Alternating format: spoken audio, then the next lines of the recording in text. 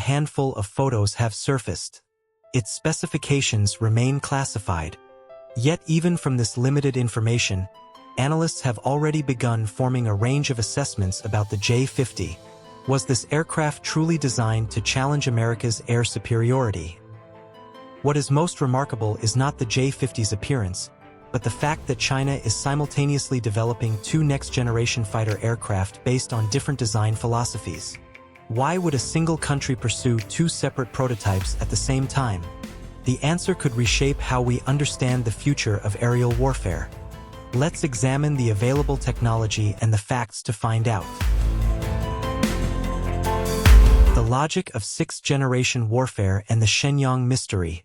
For nearly a century, air superiority has been defined by a simple formula: whoever flies higher, faster, and with more advanced radar controls the skies. But that formula has been evolving. In modern aerial warfare, fifth-generation fighters such as the American F-22 Raptor and China's J-20 have fundamentally changed the rules through stealth technology. They evade radar detection, engage targets from long range, and disappear before their presence is even recognized. Yet military technology never stands still. Today, the frontier of military aviation is entering a new era, the sixth generation. While public speculation often focuses on external features, such as lambda wings, the absence of vertical tail fins, or swivelable wingtips, there is a hidden world of engineering and technical innovation that remains largely unexplored by mainstream media. Today, we won't simply admire its appearance. Instead, we'll examine 5 of the biggest technological mysteries surrounding China's sixth-generation fighter project from Shenyang Aircraft Corporation, the J-50. How could its propulsion technology reshape military doctrine in the Pacific? To what extent might artificial intelligence take over the pilot's role? And why could its design offer hidden clues about the future of China's naval air power? Let's break down these questions one by one through a rational, technology-focused analysis.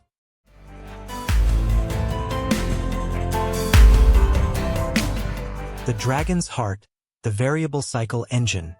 Let's begin with its beating heart, the propulsion system. In military aviation, the laws of physics have always forced engineers into a difficult compromise: speed versus range. If you want a fighter capable of sustained supersonic combat, you need a turbojet or a low-bypass turbofan engine. The downside? It burns fuel at a tremendous rate, limiting the aircraft's operational range. On the other hand, if you need to fly thousands of kilometers efficiently across the vast Pacific Ocean, a high-bypass engine, similar to those used in commercial airliners, offers excellent fuel economy but lacks the responsiveness and performance required for air combat. This is where one of the J-50's biggest mysteries begins. Is China simply equipping it with an upgraded indigenous engine such as the WS-19? Or has it taken a much bigger leap by developing an adaptive variable cycle engine, VCE? A variable cycle engine represents one of the most sophisticated achievements in modern propulsion engineering. Simply put, it is one engine with two distinct personalities. During takeoff or long-range patrols over the Pacific, the engine automatically reconfigures its internal airflow. More air is directed through the bypass channel, allowing it to operate much like a highly efficient commercial jet engine with significantly improved fuel economy. However, the moment airborne sensors detect a threat and combat mode is engaged, internal valves shift within milliseconds. The engine redirects and compresses the incoming airflow, increasing its compression ratio and transforming into a high-performance propulsion system optimized for sustained supersonic combat. Why does this matter? The Pacific Ocean is an immense natural barrier. For China, conducting air operations across such vast distances requires aircraft capable of flying long-range missions without relying heavily on aerial refueling tankers, which are themselves vulnerable targets in a high-intensity conflict. If the J-50 successfully integrates variable cycle engine technology, it could combine supercruise capability, maintaining supersonic flight without using afterburners, with greatly improved long-range efficiency. Such a combination would represent a significant technological advancement and could influence the strategic balance of air operations across the Pacific region.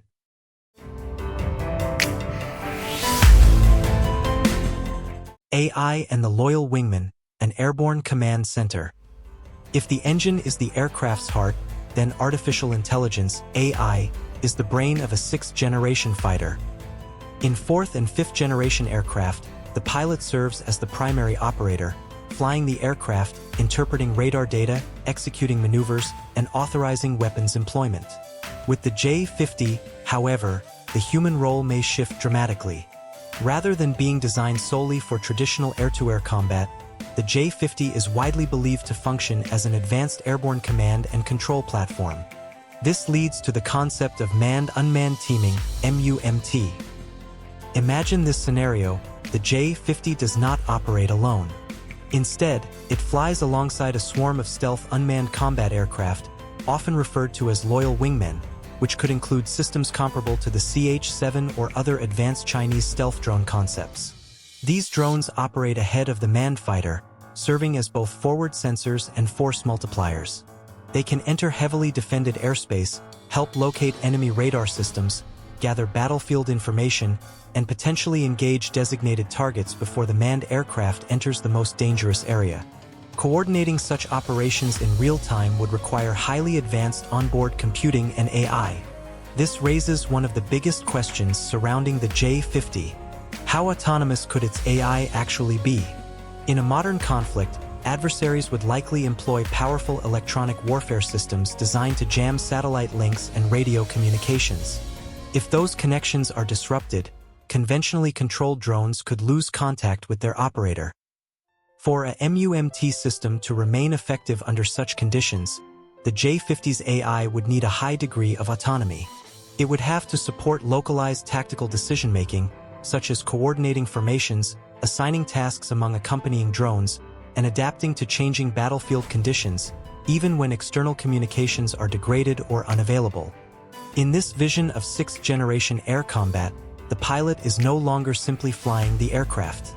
Instead, the pilot acts as a mission commander, making strategic decisions while onboard AI manages thousands of flight, sensor, and defensive calculations in fractions of a second.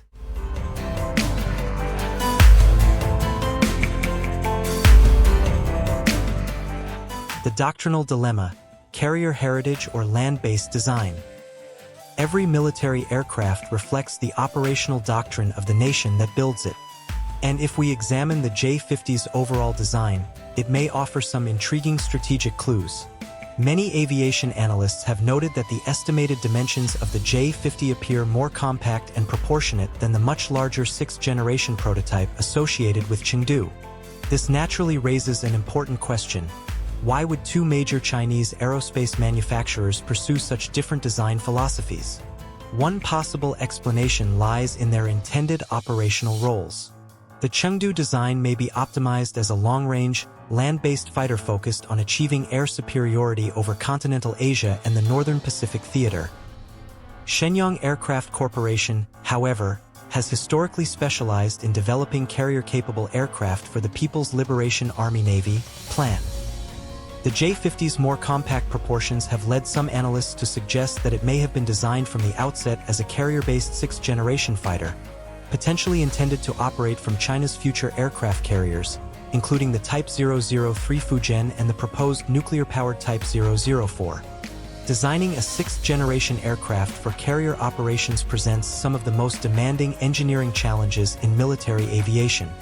The airframe must withstand the tremendous forces generated by electromagnetic catapult launches. Its landing gear must be reinforced to absorb repeated high-impact carrier landings.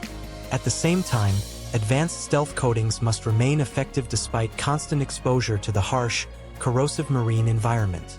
If this assessment proves accurate, the J-50 would represent more than a coastal defense fighter.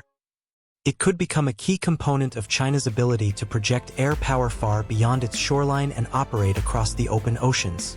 Conclusion: ultimately, the Shenyang J-50 is more than just another fighter aircraft under development. It represents a broader shift in the evolution of modern air warfare. From the possibility of variable cycle engine technology and AI-enabled manned-unmanned teaming, to potential carrier-based operations, future directed energy systems, and increasingly sophisticated electronic and cyber warfare capabilities, the J-50 reflects China's apparent ambition not only to narrow the technological gap with other leading aerospace powers, but also to help shape the future of air combat in the 21st century. Whether all of these technologies have reached operational maturity, or whether some remain in advanced testing and development, is still an open question. Only time and future evidence will provide definitive answers.